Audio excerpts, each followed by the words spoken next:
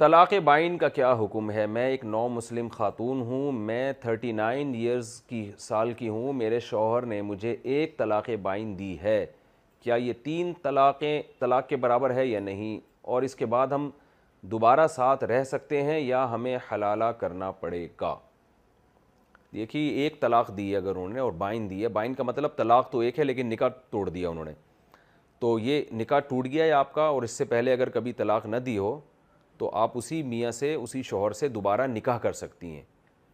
तो इसमें कोई इद्दत भी ज़रूरी नहीं है अगर पहले शौहर से दोबारा निकाह करना चाहें, लेकिन आपको ये भी हक़ हासिल है कि इद्दत के बाद आप कहीं और भी निकाह कर सकती हैं।